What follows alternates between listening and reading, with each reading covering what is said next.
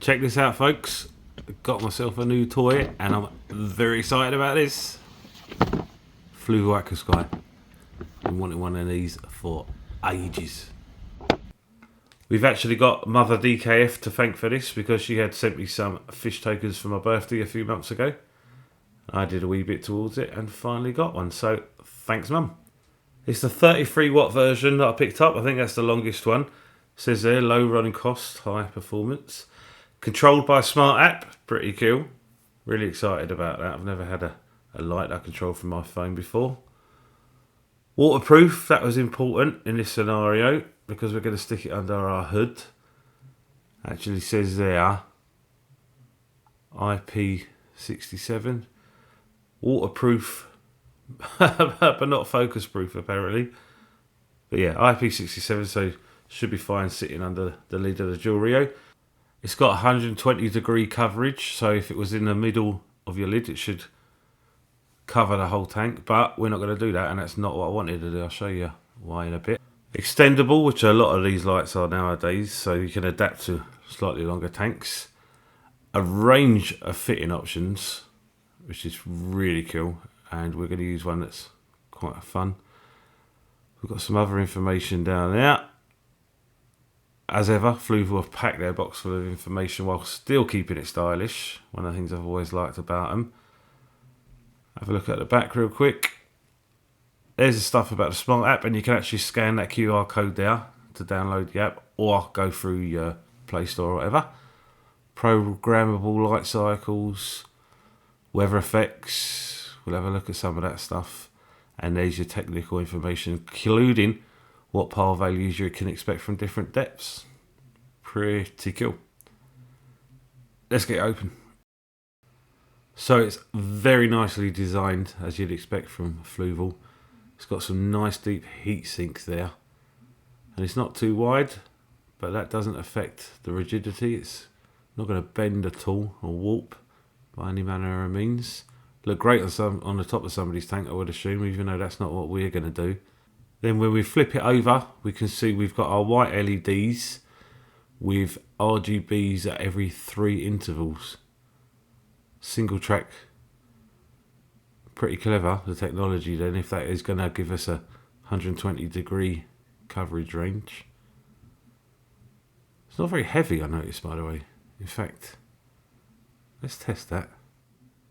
I've got this set of kitchen scales here, and if I can balance it very carefully on the middle there, 730 grams, not even a bag of sugar. We've got 6 foot of cable, which is ideal for the bigger size tank that you're going to use this on. That doesn't include the extra wee bit you get on the plug as well.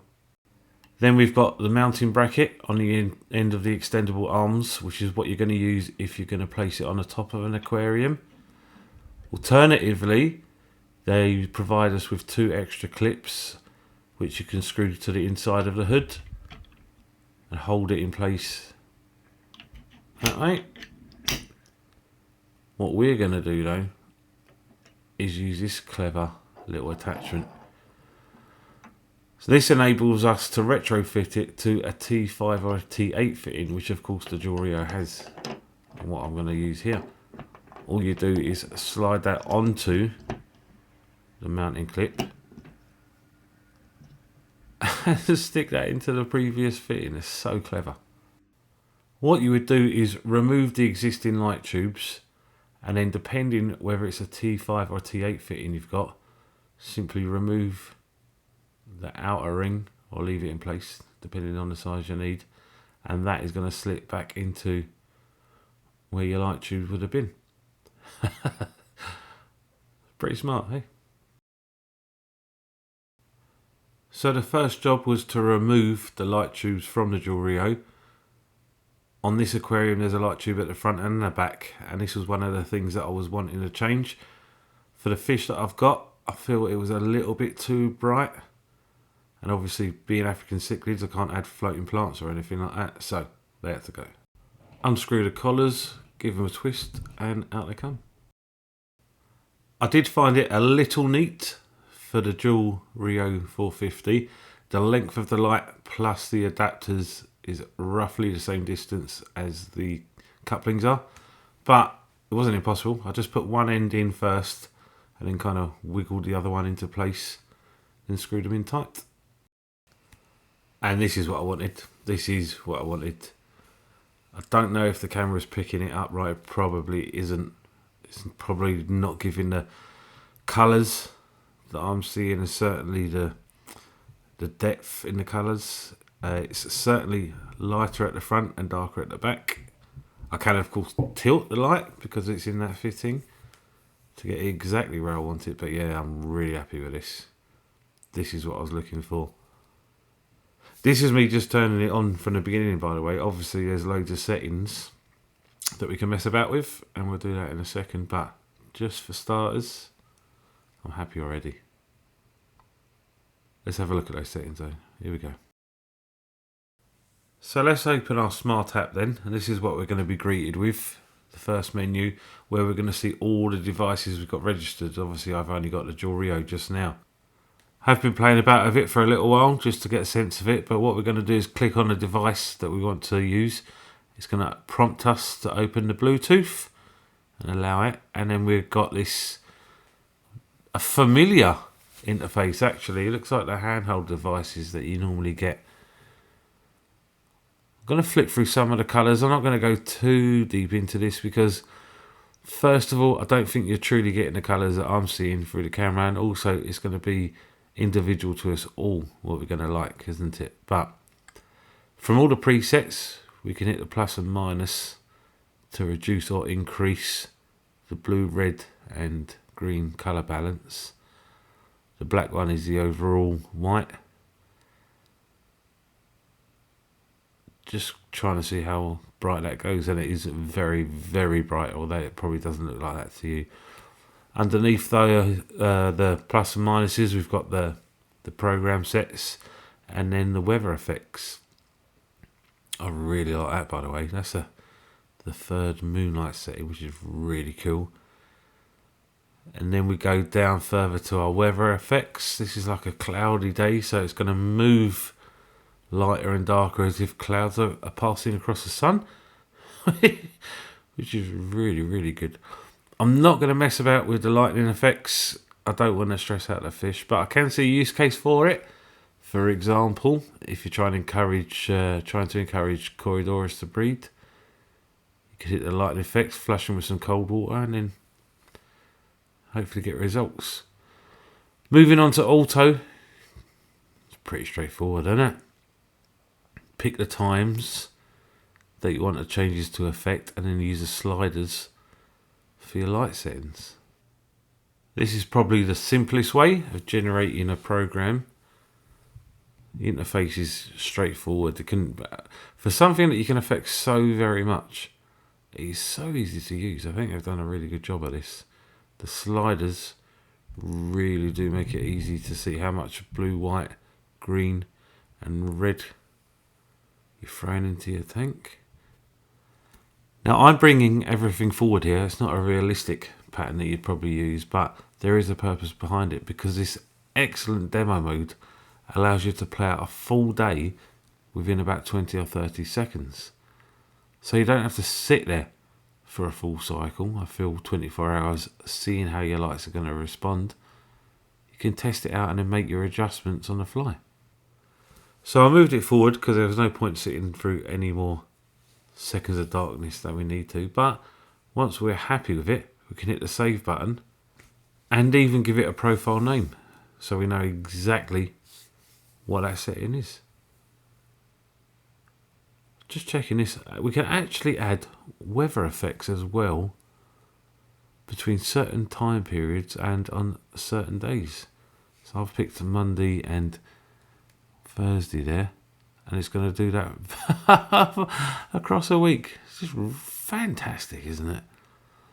We can export our settings if we want to save it to another light, or even share it with our friends, which is just superb. As you can see, if we go into the Pro mode, that is where we can really, really fine tune and dial everything in.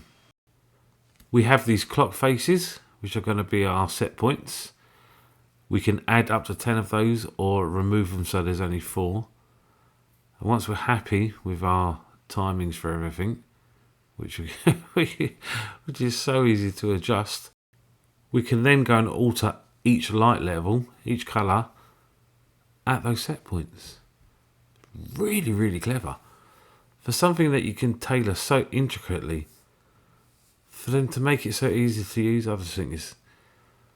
Well, I'm really impressed. I really like it. Again, we can hit that demo mode, let it play out and make sure that we're absolutely happy with it before we move on, which I just think is such a great feature, by the way. And so cool that you can do this sitting across the room on your phone. Anybody that says they don't like using their phone to control their light is missing out, I think. Not exclusively your phone, of course, because you can download the app on a tablet if that's what you prefer to use. But if we're happy, we can go ahead and save it. If not, go back in and dial it into exactly what we want.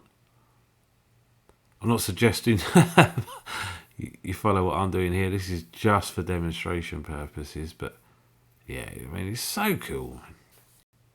Gotta say, in terms of the presets, I really do like this third moon in from the left, but everyone's gonna have their own preferences. In terms of the interface, 3 buttons at the top.